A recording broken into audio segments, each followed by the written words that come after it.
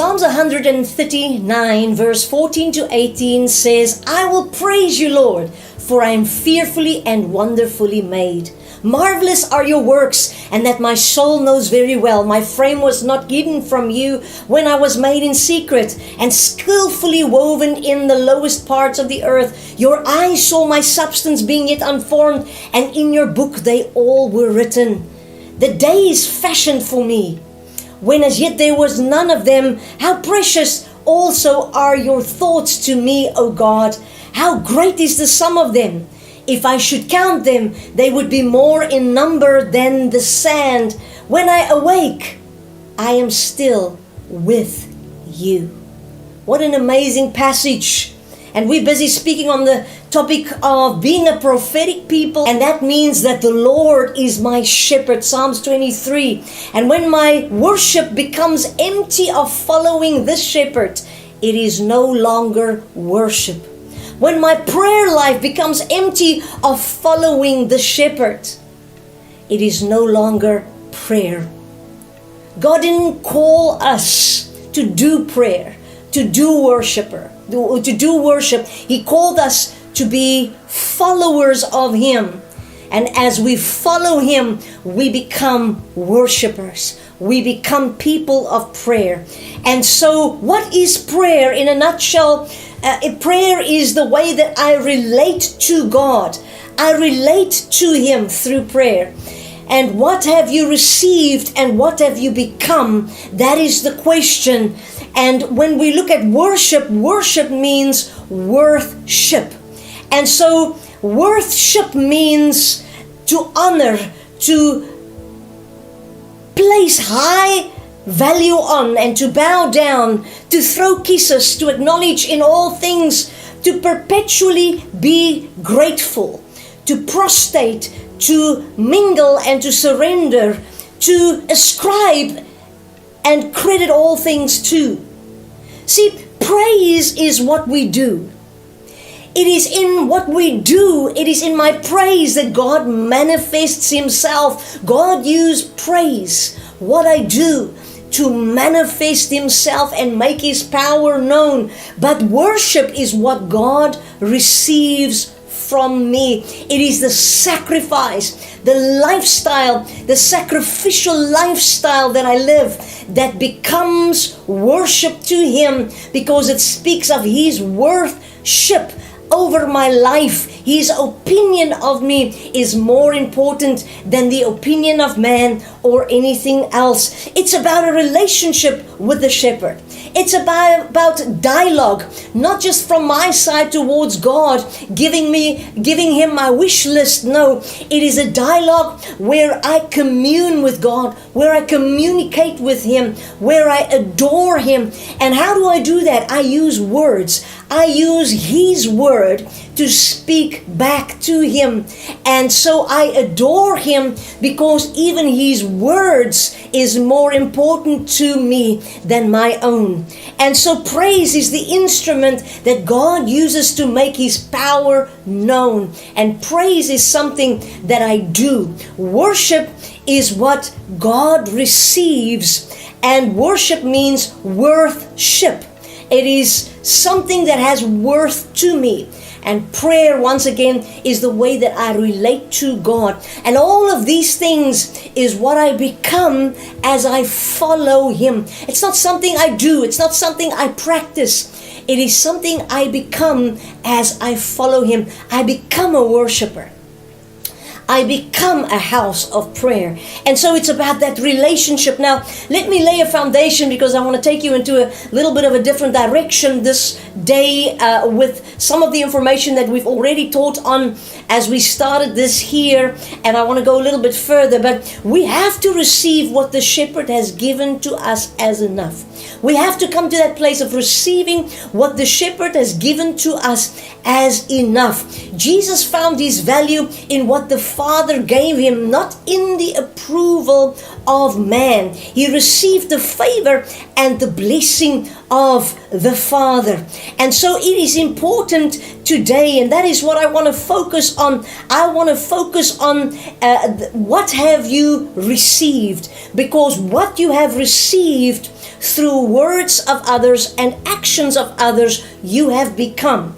And so Jesus found his approval not in man, but he found his approval in God that has already affirmed him, that has already blessed him, that has already anointed him. And so he doesn't do miracles and signs and wonders and great works because he wants to be seen by the Father. No, he already knows that he is a son in whom the Father is well pleased. He already knows that he carries the favor of his Father, and thus the result of that is that he walks in a lifestyle of signs, wonders, and miracles, manifesting the kingdom of God wherever he moves, in making all things new. We also know that Jesus never ran after the crowd. Jesus was never looking for his promised land. He made a promised land out of every situation he was in.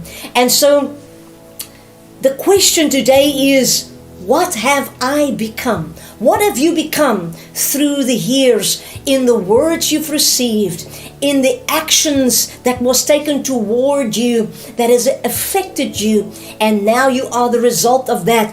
Because two things: the Lord, the shepherd, Jesus, is wanting to move us from a judgmental society, from a judgmental church, to a sacramental society and becoming a sacramental church. And we've laid some foundation on that in previous teachings. And so the second thing is that the shepherd Jesus is also wanting to move us from a place of fear, of not having enough, to begin to focus and follow the God of abundance, the God of more than enough. That means wherever he is, his glory is. His glory is his best. His glory is everything he is, everything he has, that you and I have access to in that moment, even though we might be in a valley, or even though we might be in a wilderness. And so I want you to write this down, if you have your pen and your notebook with you today. The main function of a word, and I just once again want to lay this foundation so that we have an understanding of where I'm moving this morning,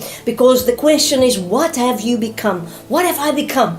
And so the main function of words is to communicate, right? And so Proverbs 18 verse 21 says, life and death is in the power of the tongue. It's what comes out of the mouth that creates. It's what comes out of the mouth that destroys. And so this tells me that my words not only communicates, but it also says something. What has your words communicated over the years? And what did your words say? What was the real meaning of those words? And I can tell you how you can know what it was. You can know it in the fruit that you are walking in today. And so the first question is the words I'm saying, is it bringing life or death? Does the words I use, are they creating community and communion? Are they creating community and are they creating communion? Or is the words I'm using creating judgment? Because your words create. You can write that down. Your words create. So communion, I either create communion or I create judgment. Communion means it's a place, a safe place where I can share and exchange intimate thoughts and feelings on a mental and spiritual level with others without receiving judgment, where I can just say it as it is. That is communion. Does my words create an atmosphere and an environment of communion, or does my words create judgment? Judgment meaning having or displaying an overly critical point of view. Some people are just critical. From the moment they walk in to the moment they leave your presence, they are just critical. That's a judgmental spirit. And they always find fault with everything. They tend to judge people too quickly, and they tend to be critical, and they tend to judge harshly. And so I believe that the shepherd is wanting to shift. And I'm declaring it this morning over our lives as the church and over your life as a viewer this morning, that God will bring a shift about within our lives. and that He will shift us to a place of communion and community, and thus moving from that place of judgment to living a life that is sacramental. Sacramental means I am practically involved. I am practically participating with heaven in its assignment to make all things new. How? Through my words and through my actions. Come on, write this down. What we receive is what we will become. What you have received is what you will become. What you are today is a result of the words and the actions that you have received throughout the years. If you have received judgment, you will be judgmental. If you have received rejection, you will give rejection. If you have been scrutinized through criticism and through the slandering words of people, and you have received it, guess what? That is what you will become. That is the result of where you will be today. If we receive abuse, we will become abusers. And with this in mind, I want to make the following statement, that there cannot be justice unless there is an awareness of a God that sees injustice. I want you to know once again this morning, God sees every injustice in your family, in your relationships, in your community. God sees every injustice in your church, in your business. Come on, He sees it. And that is why everywhere we go, we've got to walk with this awareness that there is a God that sees injustice, but there is also a God that sees me, and that every place I walk into in life is like a garden. And we've got to begin to treat every environment we operate in, we function in, if it's a mother, a father, a spouse, a manager, whatever environment we operate in, we've got to begin to approach it as a garden, because then we will be effective in 2022 in being participants in the work of the kingdom in the earth to make all things new. Because what is being sown by action and words, we are reaping a harvest today. And it's not just as individuals, it is also as a society, it's also as a nation. And we've got to understand that this God that created all things, He is an agricultural God. And agricultural, according to the dictionary, means that it is the practice of growing crops and raising animals. It speaks about a process of growth and development, but it also is more than that. It also is about cultivating the soil. If you are agricultural in your mindset, you are aware of the fact that you have to cultivate the soil, because it's not only about the crop, and because the crop depends on a healthy soil, it is important that we make sure, as managers of the gardens that we have been appointed over, that the soil carries integrity and that it is healthy. If the environment is not healthy, if the soil of the vineyard is not healthy, there will be no fruit. Come on. And so we have to create healthy environments. How do I do that? Through my words, I create, and through my actions, I release. And so our conversation and our words exchanged has created either toxic environments or environments where people can grow or flourish in.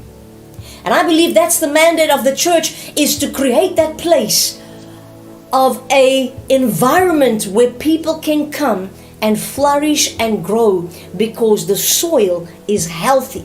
And so I can come and I can exchange thoughts, feelings, emotions on a mental and spiritual level without being judged.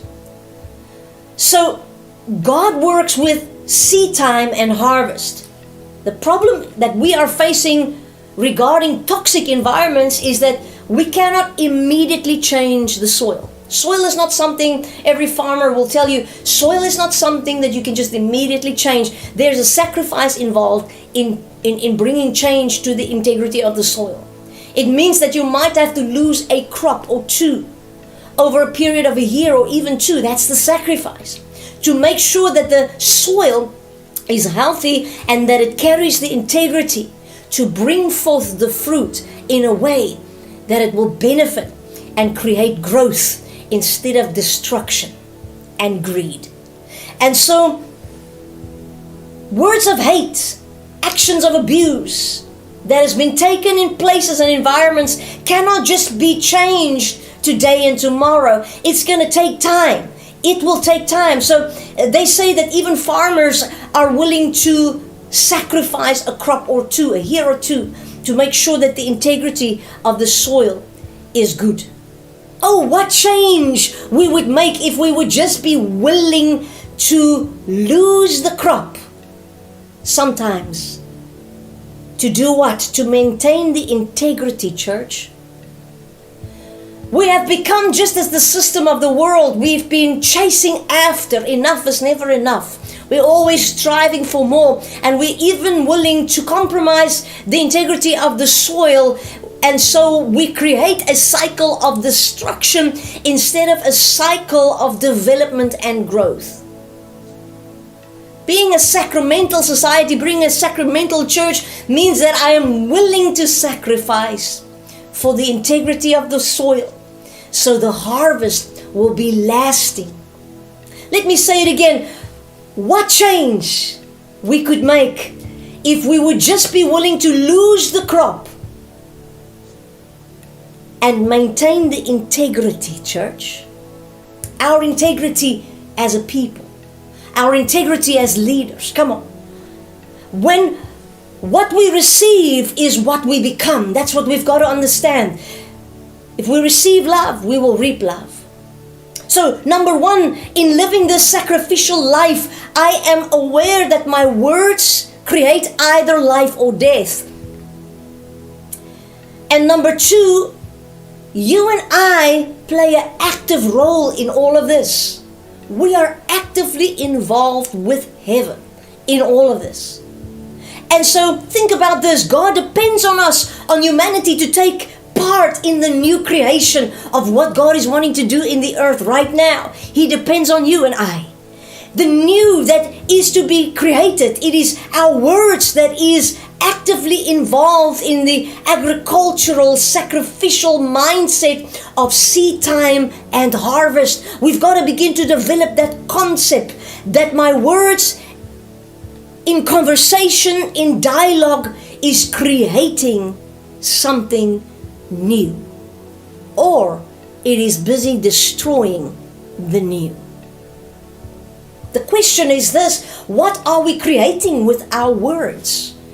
Because you and I can only create with our words the words we have received.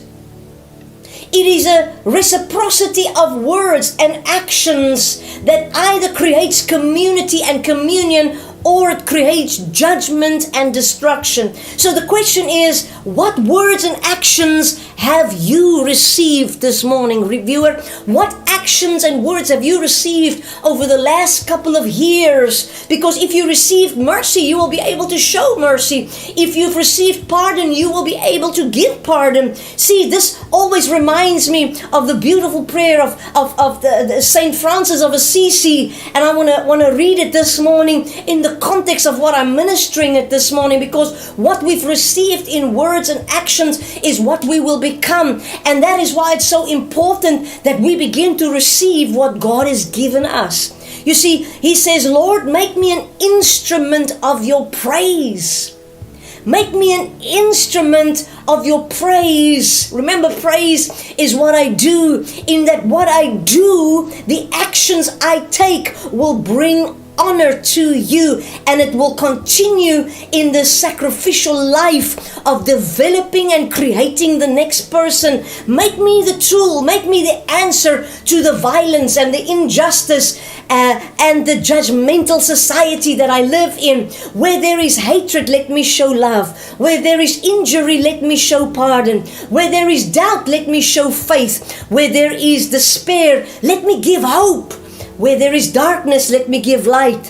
Where there is sadness, let me give joy. What is he saying? He's saying, where hatred, injury, and doubt was created by words and actions of death, where despair and darkness and sadness was created by words and actions of death, let me begin to create words and actions of what? Of light and of joy, because my life is sacrificial. I know that I'm actively involved, and I realize that I am actively involved in the creation of another person, of you and you and you. Oh, divine Master. Oh, the Lord, the legitimate legal owner of me, who paid the price for my sin. Grant me, listen what he says. He says, grant me that I may not try to be comforted, but to comfort. Not try to be understood, but to understand. Not try to love, but to love. Because it is in giving that I receive. It is in forgiving that I am forgiven. And it is in dying that I am born into eternal life. What is he saying here? It's so powerful. He says, let my need not be so much as to be accepted, but because I have already received your acceptance, I now can be accepted. I can now accept myself, and I can give acceptance. Let my need to be so much, let my need not be so much as to receive comfort, because I've already received your comfort, and now I know that I am comforted and I can become comfort to others. Let my need not so much be to be loved, because I already received your love, and because I have received it, I can now become love, and I can now give love. I have already received your favor and approval of me, so now I can be favor and approval to others and give it away. What are you giving, viewer? What are you giving, believer? What are you giving this morning? Judgment? Disapproval? If the only thing that you can give is judgment and disapproval, it means that you have received judgment and you have received disapproval.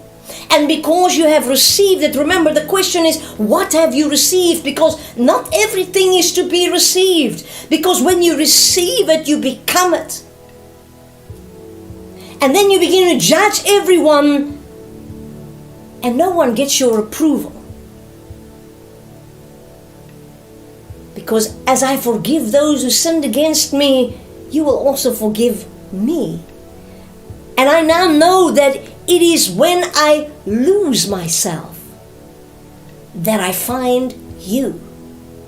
What a powerful prayer of Francis of Assisi. So now I can receive what? I can receive broken bread.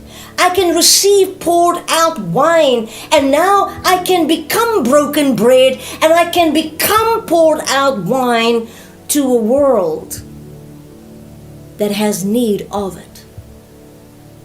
You and I have to play an active role in the new creation, but it's a sacramental thing. A sacrament is when I publicly declare to participate in the ongoing creation of another. It is when we as the church publicly declare we are participants in the ongoing creation of each other. I'm responsible for your growth, and that is why what I say is so important. What I say over your family, what I say over the community, what I say through my words, and what I do through my actions is what I hear my Father say and what I see my Father do.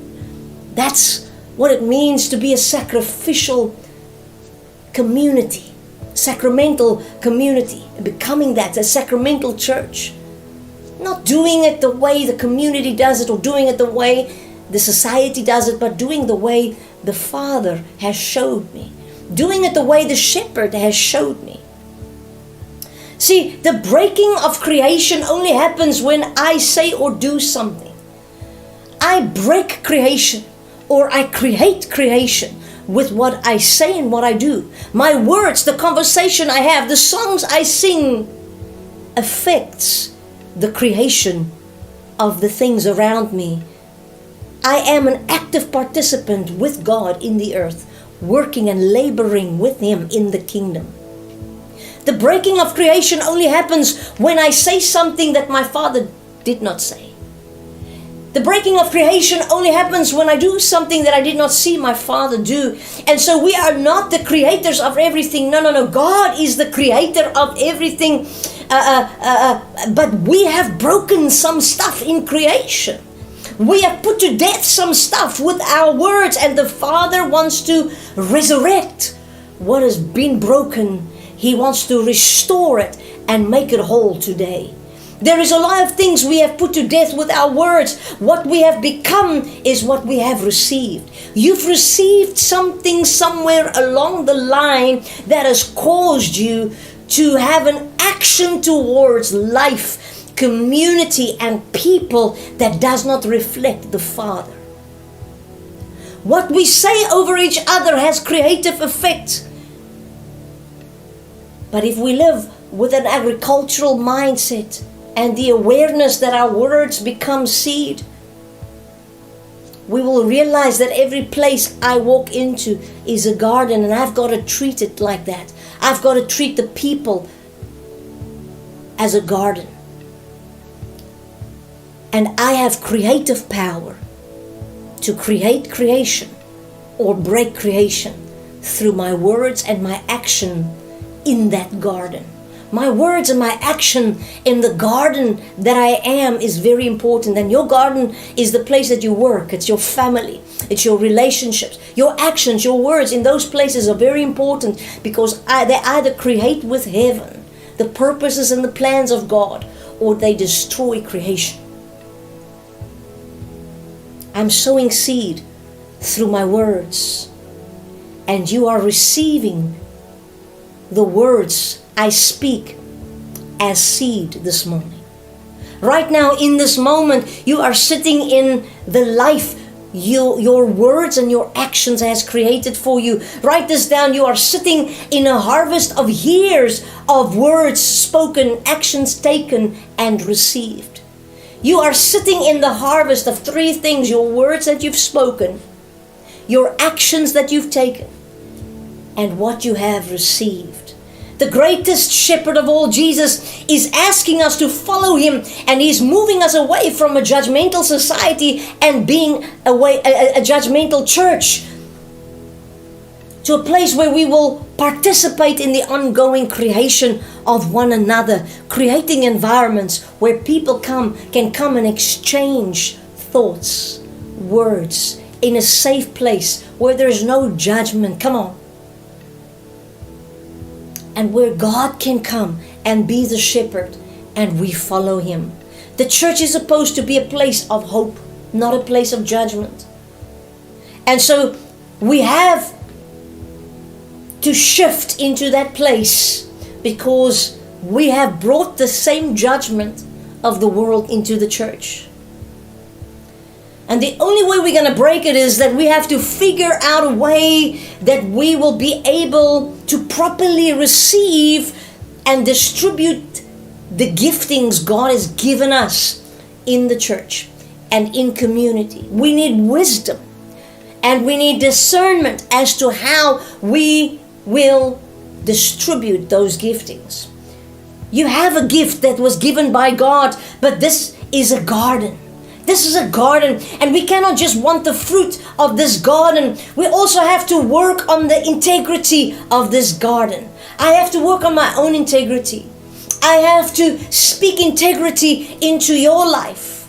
oh, there will be no crop. Yes, I know there will be no crop, but can we just let the crop and the production and the chase after more and achievement and lust, can we just put that aside, because our desire for success is stronger than our desire for integrity? The church is to be an alternative society from the world system. The world system is mostly based on judgment and harsh criticism. We've got to become courageous in doing what? In destroying judgment in our own lives and in the environments that we are in. Because judgment is not discernment. Judgment is not discernment. Discernment will always foster community and communion. Discernment will always foster relationships. It will not break relationships. It will not criticize relationships. It will not divide. That's judgment. Discernment will foster. What does foster mean? Foster means that I am encouraging the development of something or someone else. I am encouraging it. And fostering is not judgmental. A lot of what we call discernment is really judgmental. And we've got to shift that mindset. That is why we need kingdom worship. And it brings me to the next part. We need the kingdom worship as a prophetic people, because kingdom worship is the only thing that will transform us. To be transformed from this place of judgment to becoming a sacramental people, we need worship. We need to understand the power of worship. To be able to shift from the place where enough is not enough to the God of abundance and the God of more than enough. It is only worship that can truly transform us. And so kingdom worship has everything to do with, you can write this down, following the shepherd, following Jesus, following the shepherd. When my worship is filled with adoration, and that's what I want to challenge you on this morning. And I want to focus in on the transformation part, because the transformation from judgment to sacramental is only possible through my worship being saturated with adoration. You can write that down. And adoration means to love, to care, to show affection. My worship has to be filled with that love. My worship has to be filled with showing affection, showing care. And so it is a beauty of seeing, adoration is the beauty of seeing God in everything and everyone. You can only see God in everyone. You can only cultivate an environment that will begin to develop and uplift. You can only cultivate an environment where people can exchange thoughts and feelings on a mental and spiritual level without judgment, when you understand that your worship needs to be filled with adoration. Adoration is about finding God in everything we see. Can you find God in your brother? Can you find God in your neighbor? Come on. The worship of Jesus is different. Let me explain that. God designed everything He designed not for human approval. He designed it for human discovery. The journey of transformation is a journey of discovery. To transform yourself from a place of judgmentalism and criticism to a place of fostering and nurturing development. Come on. In an environment where people are accepted because the Father has already accepted them. We need to understand that it is only worship that can bring that transformation, and that worship is that journey of discovery. Write down that word this morning, discovery, because discovery is important in transformation. Unless there is discovery, there is no transformation. I can give you all the knowledge that you need. It's still not going to transform you. It will just remain knowledge. I can tell you, don't climb into that tree. You're going to fall and break your leg.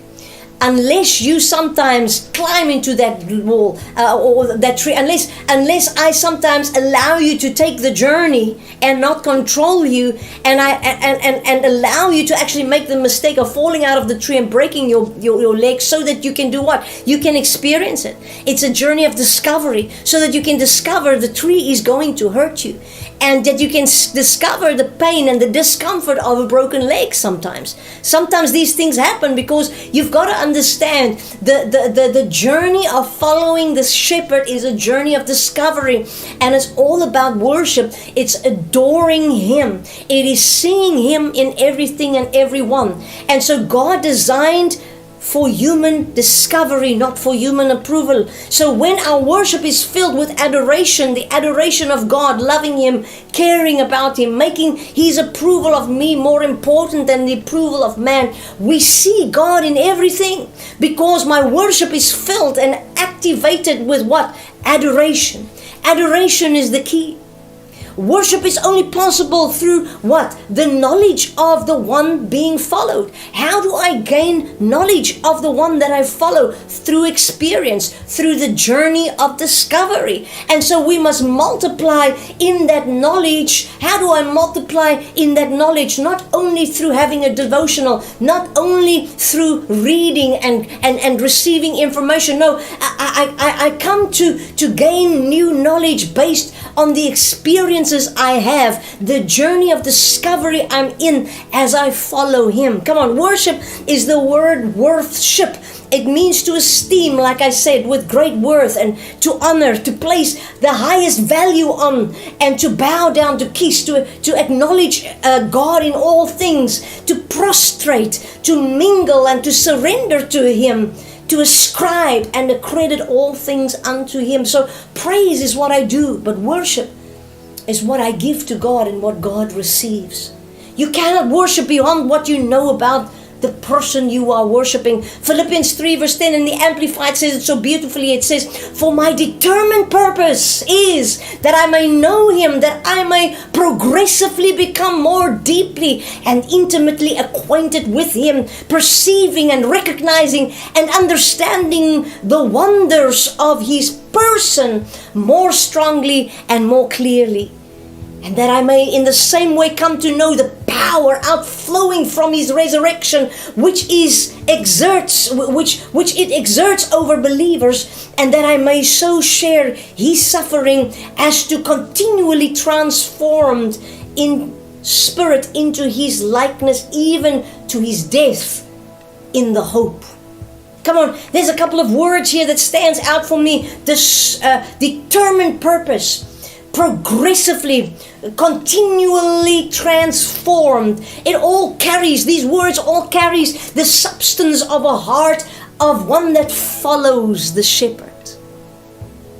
My worship must be saturated with following the shepherd. Your worship is limited to the knowledge of the one you worship. That is why we sometimes worship our talents better than we worship the one that gave us the talents. You cannot worship what you do not know. And the only way to truly know is to discover. Transformation to move from being judgmental to a place of fostering and nurturing growth can only happen through the journey of discovery that comes through worshiping him, adoring him, and experiencing him for yourself. The reason why God allows us to go through experiences is so we can have new material, new words to worship him with. Right now, everything you're going through is because God is wanting you to be dissatisfied with the approval of man and come to a place where you are satisfied with him, to adore him and follow him in becoming a worshiper of him. God takes you through the fire, so when you come out of the fire, you can say something new of him again. Come on, that's worship. True worship is when you've gone through an experience and you have a new revelation, you have new knowledge of Him. That is what it means to sing a new song. The Bible says, do not be filled. It says actually be filled with the Spirit, singing to one another in psalms and hymns and spiritual songs, making melody in your heart to the Lord. You can only really make a new melody. You can only really sing a new song when you've been through the fire and when you've come to know Him like Shadrach, Meshach, and Abednego in that fire, that you have the revelation that He is even with you in the fire, and not even the flames of that fire will touch you. You can ascribe to Him, my God is inflammable. How do you know that? Because you've been through the fire. God always introduces Himself to you in a new way. His mercy, says the Bible, is new every morning. When God spoke to His children, He always used to bring up their past. Every time He rebuked them, He would say to them, don't you remember what I did for you? See, it's the experience. Remember what He did for you. Remember the experience. I gave you food in the desert. I gave you water in the wilderness, and I gave you water from the rock. Come on, you have enough material to keep on ascribing and adoring me and giving me the credit for everything. That's worship. Worship is giving God the credit that belongs to Him always, even though I am in a difficult situation. That is why the scripture says, sing unto the Lord a new song. Sing unto the Lord a new song. Come on, how did you get that new song? Well, you got it from the Lord through the new experience of going through the fire. Many of us are still singing the old song. It's time to let go of the old song because we have not had a new experience and an encounter with the shepherd where He revealed Himself to us in a new way. It's time to sing the new song. You can't just sing about old experiences. My question is, where did you stop following Him? Because when your worship becomes empty of following Him, it's no longer worship. It's when you go through the valley, it's when you go through the mess that you start singing the new song. Come on, it's time for South Africa to begin to sing the new song of the Lord. Come on, we have been through some stuff. It's time to sing the new song of I can hear the sound of the abundance of rain. God, open the floodgates of heaven and let it rain. Let it rain over this nation. Let it rain over our communities. Let it rain over our families. Let it rain over our businesses. Let it rain. Let it rain. Come on. Listen, you don't need worship leaders to take you into the presence of God when you follow the shepherd. There will be a natural worship that will just flow from you because you will constantly be singing the new song, because you will constantly have new encounters and new revelations of who He is. And based on that, those words and those experiences, you'll be able to worship Him. You cannot truly sing about God's greatness unless He has revealed Himself to you as the God of greatness. What are you singing about lately? Are you still singing about, oh COVID, what have you done? Are you still singing that song? Or are you singing the new song of the God of the mountain is also the God of the valley, and He's taken me through the valley, and yes, it's hard, but I'm climbing that mountain because greater is He that is in me than he that is in the world. And I know that from the rising of the sun till the time that it goes down, the name of the Lord shall be praised. Let me bring it all together. Being a prophetic people, moving from a judgmental church to a sacramental church, we create with our words. We create with our worship. Your worship is important as a prophetic people. Worship is adoration. It is giving worship to the one that you adore. It is when I can look at someone that is homeless and after a while they are no longer homeless. It's receiving what God has given us as enough. Receiving that homeless person as a person and blessing them and allowing God to multiply them. I have to first do what? Receive. Then I have to become what I receive. And then I've got to go into the world and become the answer to people who don't even know that that's what they are crying out for. That's my question to you this morning. What have you become through the words spoken to you and the actions taken towards you? Has the abused become the abusers? There needs to be a shift. That shift is only possible when you begin to journey with the shepherd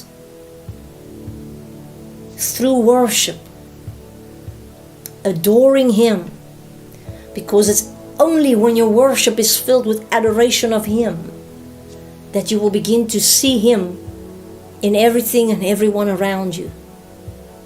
Otherwise, all you will see and be is judgmental and critical. You will reject. You will be angry. You will abuse. And you will destroy creation. See, it's not only about the answer. You are frustrated because you want the answer. You came because you want the answer. You want all the answers to the questions of why. What did I do wrong? I came to tell you that it's not about the answer. It's about the journey. It's about the story that becomes the song, that becomes your worship, that becomes your transformation. The image, it's the parable. It's following Jesus. It's okay to sometimes just sit in the question. Let me bring peace to you this morning. It's okay sometimes to sit in the question. I want someone to know today that it's okay to sit in the question. Wait in the question. There is something about having the courage to wait in the question. To have the patience to sit in the dark place until I can say, Jesus is the answer. What you received is on you. I want you to write this down this morning. What you've received is on you. And what is on you, you will give. What is on you this morning? What have you received? I'm here to tell someone you are fearfully and wonderfully made. So when I look at you, I can't help to be overwhelmed and to be in awe of how God created you. Because my worship is filled with adoration. And so it has the beauty for me to see God in you despite of what is happening around you.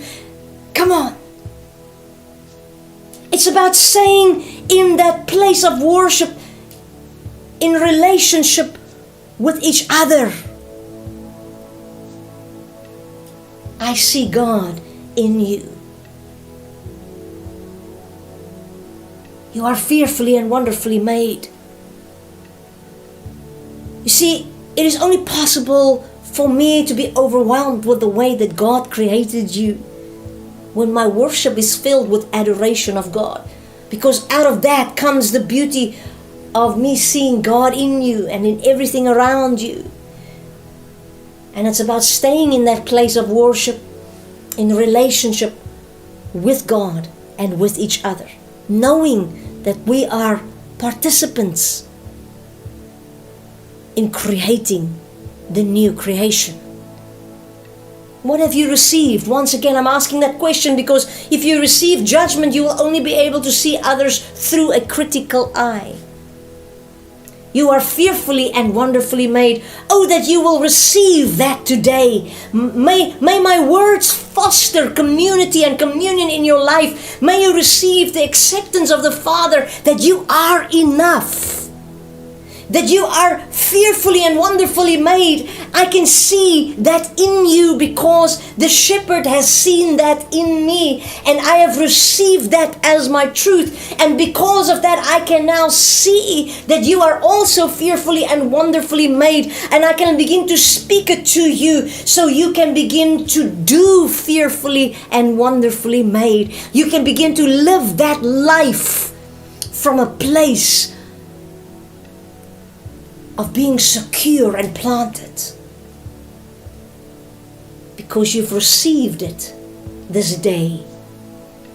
You can now also see it in others, and your life and your words can also become seeds that will begin to create the new creation. It's not just about singing songs of worship. No. It's about doing them. It's about telling the story that takes me on the journey of discovery. You have a story to tell. That's your new song. That's your worship and your adoration towards God. Come on, because I'm not afraid of telling you about the journey. I'm not afraid of telling you the whole story and its meaning to me. I want to end off this morning by saying, you are fearfully and wonderfully made. What have you received and what have you become because of what you've received? Listen, Jesus is present in this place, in this moment right now, in us. Jesus is present in areas of your life that you are not even present to yourself. Someone once said the following: sometimes the thing we are the most embarrassed about might just be the thing that Jesus is present in your life right now. We are shaped and formed by the hand of God. We are held. We've been held long before we can hold.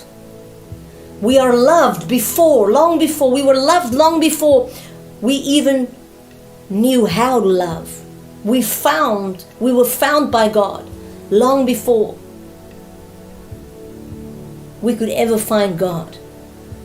And like Jonah, while running away from God, we might just end up running into our callings.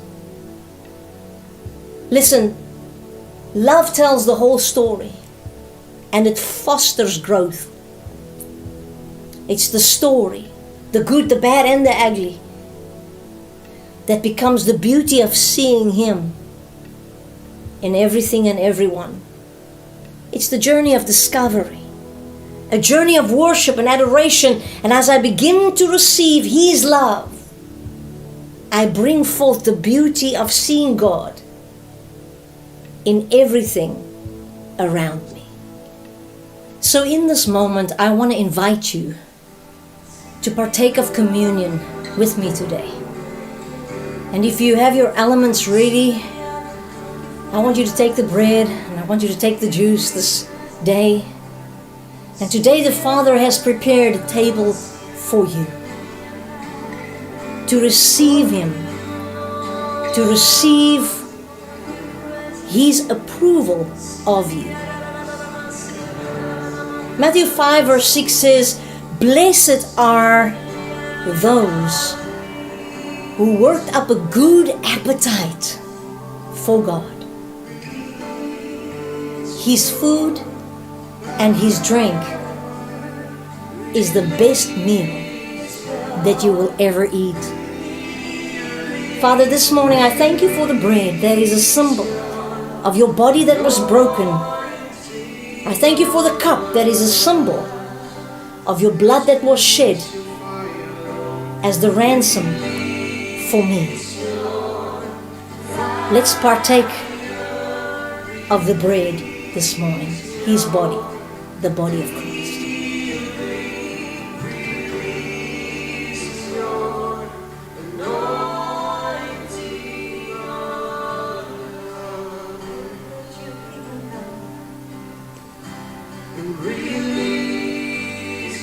Let's partake of the cup. The blood, His blood, that was shed for us, so that our sin and our debt would be covered, and so that we can receive also new life.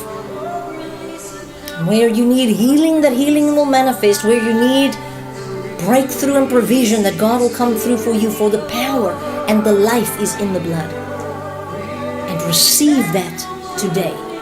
Receive the favor and receive the approval of your Father. Let's partake in the cup as we thank Him.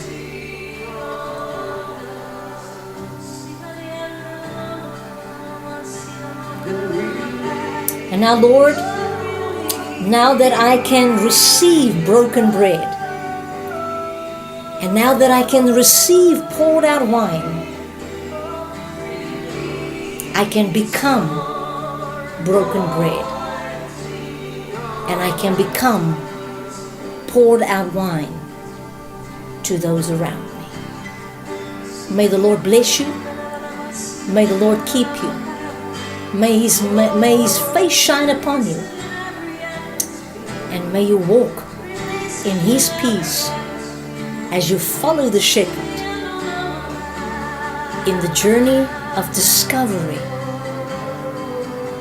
allowing worship to become the instrument to transform your life from a place of judgment to a place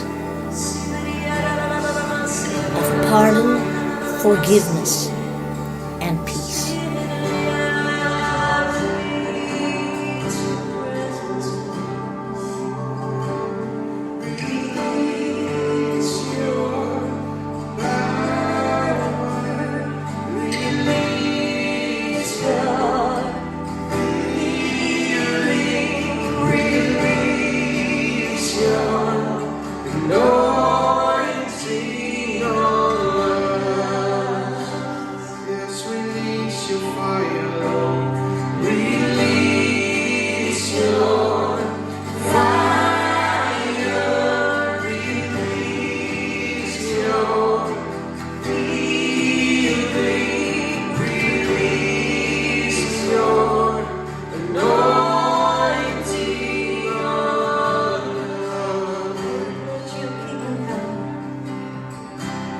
Really